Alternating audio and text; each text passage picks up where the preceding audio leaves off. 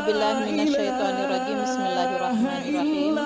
Alhamdulillahilladzi khalaqal azwaja kullaha mimma tumbitul ardu wa min anfusihim wa mimma la ya'lamun. Asyhadu an la ilaha illallah wahdahu la syarikalah wa asyhadu anna Muhammadan abduhu wa rasuluhu la nabiyya ba'dah. Pemirsa yang dirahmati oleh Allah, alhamdulillah pada kesempatan yang berbahagia ini kita masih diberi oleh Allah sekian banyak kenikmatan yang harus kita syukuri pada suasana Idul Fitri setelah Syawal. Mari kita berupaya untuk berjuang bagaimana Idul Fitri itu yang artinya kembali kepada fitrah, bahwa manusia diciptakan oleh Allah dengan membawa ada 3 potensi. Yang pertama adalah potensi fitrah, kedua potensi asmaul husna, yang ketiga adalah potensi bawaan sebagai manusia. Yang pertama berkaitan dengan kembali kepada fitrah. Idul Aid itu kembali, fitrah itu suci, artinya suci dalam artian bahwa Allah memberikan bekal kepada manusia dengan 3 potensi. Yang pertama adalah kecenderungan kepada kebenaran, jadi untuk benar. Yang kedua baik, yang ketiga adalah keindahan. Ya, potensi kejujuran yang harus dimaksimalkan setelah dilatih pada bulan suci Ramadan. Kemudian kita Idul Fitri itu harapannya di mana waktu masih kecil, ya anak kecil itu tidak bisa dibohongi. Nah, untuk itulah kembali kepada fitrah, bagaimana memaksimalkan potensi yang diberikan oleh Allah itu untuk senantiasa jujur. Jadi di dalam komunikasi misalnya Al-Quran mengajarkan qaulan sadida, kita diperintahkan untuk berkata yang jujur, ya bahkan dikembangkan lagi walaupun itu pahit. Nah, ini kejujuran ini yang akan mengangkat derajat manusia, ya jadi sesuai dengan di mana fitrah Allah yang telah menciptakan. Jadi sebuah kebohongan itu adalah perbuatan yang merusak fitrah manusia itu sendiri. Sedangkan yang kedua, kecenderungan kepada kebaikan.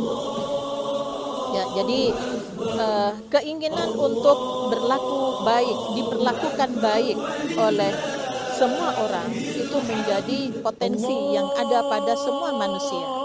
Hanya yang menjadi permasalahan, bagaimana kita merubah sebuah kebiasaan yang biasanya pada umumnya kalau orang itu baik dengan saya juga harus membalasnya dengan baik. Jadi istilah di Jawa itu nggak usah kita jadikan pedoman. Jadi sopo siro sopo ingsun itu jangan dijadikan pedoman. Nah, Al-Quran mengajarkan wa ahsin kama ahsanallahu ilaika. Berbuatlah kamu baik kepada semua orang karena Allah baik dengan kita. Nah, jadi selama ini karena orang itu baik, maka saya juga harus baik dengan orang itu. Bahkan kalau ada orang baik, kita disuruh memberinya melebihkan kebaikan kita.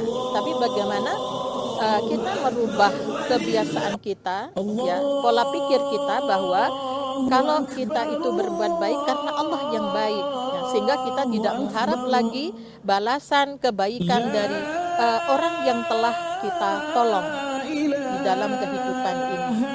Ya, kemudian yang ketiga adalah potensi keindahan.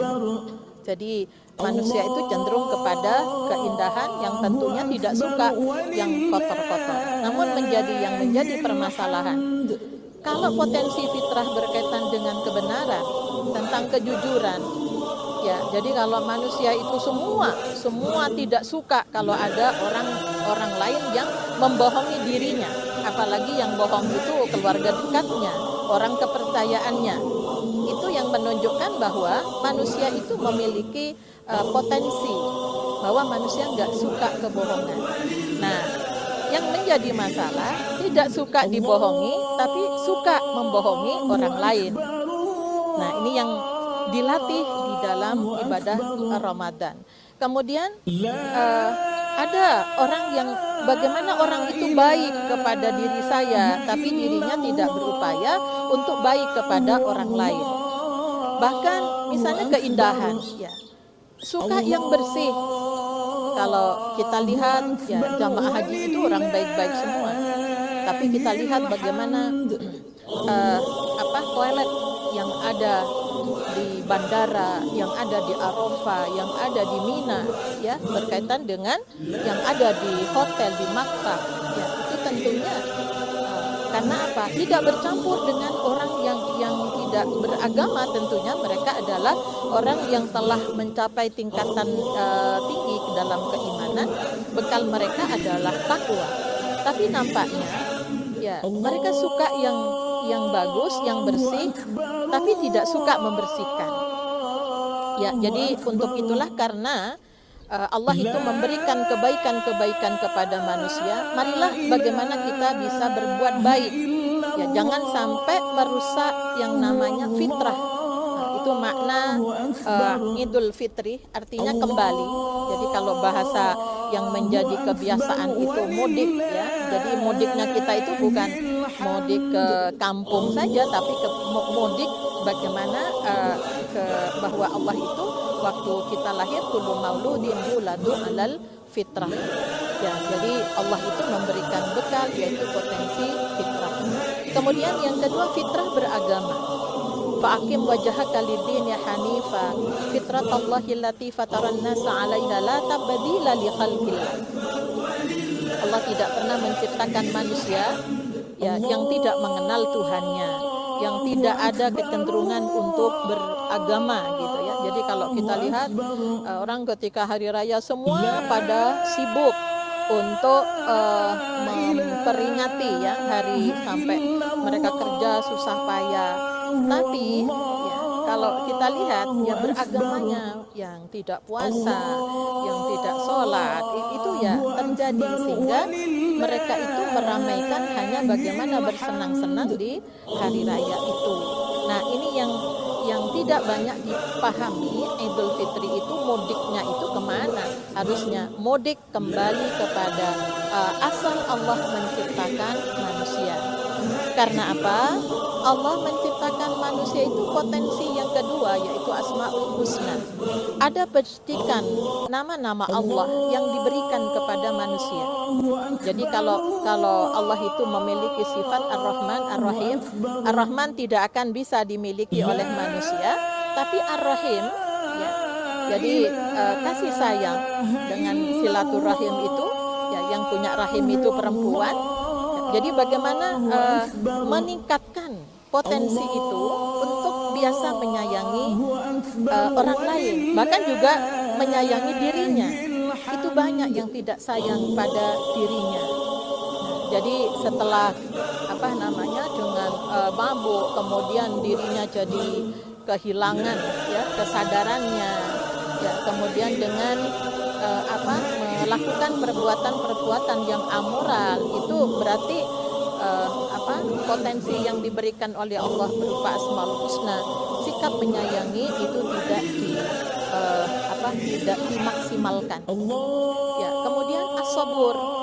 Jadi puasa itu melatih kesabaran. As-sabur itu ada pada urutan yang terakhir pada Asmaul Husna. Jadi as-sabur, sabar itu menahan diri dari hal-hal yang kita tidak suka. Ya, tapi kita lakukan karena mengharap ridha Allah. Jadi seperti sekarang kita harus bersabar untuk tidak melakukan hal-hal yang biasa kita lakukan, menghindari kerumunan, bahkan sholat Jumat itu pun dilakukan dengan berjamaah di rumah ya, dengan diganti dengan sholat zuhur. Itu bagian daripada bahwa manusia itu ya sebenarnya punya potensi adanya rasa cinta, rasa menyayangi kepada yang lain. Jangan sampai ada orang lain yang menjadi sakit gara-gara saya. Nah, jadi ini bagian dari Asmaul Husna itu asyakur. Itu banyak sekali bagaimana kita menjadi orang senantiasa mensyukuri apa yang telah diberikan oleh Allah kepada kita. Yang ketiga adalah bawaan sebagai manusia. Yang pertama adalah ada akal tentunya. Ya, kita kalau habis lahiran hari ke-7 itu disembelih akikahnya, dicukur rambutnya. Ya, ini yang dibersihkan adalah bahwa manusia itu memiliki akal itu jangan digunakan untuk ngakali orang lain gitu. Ya, bahkan di ibadah haji juga ditutup dengan tahallul, di wudu juga diusap kepala kita. Sehingga inti daripada manusia itu bagaimana manusia bisa memelihara akalnya. Yang kedua adalah hawa nafsu. Hawa itu keinginan, nafsu itu diri. Jadi keinginan diri itu bagaimana dikembangkan kepada innan nafsala ammaratun bisu illa ma rahima rabbi. Jadi keinginan misalnya keinginan untuk merubah kebiasaan yang tidak baik pada dirinya, yang itu banyak merugikan orang lain. Ya, jadi ini bawaan itu ya perlu. Kemudian ketika marah, ya marah itu ada pada manusia. Tapi bagaimana sikap marah itu kita alihkan kepada ketika agama kita dihina, ketika Tuhan kita dihina. Jadi kita nggak boleh melakukan sabar, kita harus marah ya ketika hal-hal yang berkaitan dengan persoalan agama kemudian menjadi sesuatu yang dibuat main-main. Sehingga manusia itu bagaimana memanage ya dirinya, ibaratnya driver itu harus bisa menyeimbangkan ya supaya setirannya itu bagus. Ya, menyeimbangkan antara akal itu, kemudian dia marah kapan harus mengeluarkan marah itu ketika apa. Jadi jangan sampai kemudian di dalam kondisi Ramadan tapi ya marah-marah ya seperti yang ada di di video yang sudah viral ketika disuruh kembali oleh petugas keamanan di jalan karena memang sudah harus ada PSBB yang harus kita sepakati untuk segera selesai persoalan COVID-19 itu, tapi nyatanya tambah marah, diingatkan malah marah. Ini marah yang tidak ditempatkan pada porsi yang sebenarnya. Sehingga agama di sini sebagai pedoman untuk bagaimana mengatur bawaan-bawaan yang telah ada pada manusia. Manusia itu cenderung menentang, jadi untuk itulah namun dengan akalnya itu manusia itu mampu dengan hawa nafsunya ketika diarahkan kepada yang illa ma rahima rabbi, tentunya akan bisa merubah, mengembalikan kepada kejujuran ya. Jadi jangan sampai kita berbuat yang tidak baik kepada orang lain karena itu akan merusak fitrah. Untuk itulah di akhir Ramadan walitukmilul iddata walitukabbirullaha ala ma hadakum. Jadi ditutup dengan sempurnakan ibadah puasa Ramadan itu ditutup dengan zakat fitrah. Jadi zakat untuk pencuci jiwa, di mana kita suka berkata bohong, berpikiran yang tidak benar, suudzon yang dikembangkan, maka zakat fitrah itu harapannya bisa menutup kesalahan-kesalahan itu. Kemudian diakhiri dengan Allahu Akbar, takbiratul takbir ya di rumah ya, segera melakukan di rumah dengan Allahu Akbar, Allah Maha Besar, Allah Maha Besar. Besarkan nama Allah untuk melaksanakan tugas-tugas kita sebagai manusia. Kiranya cukup sekian tentang bagaimana kita kembali kepada fitrah.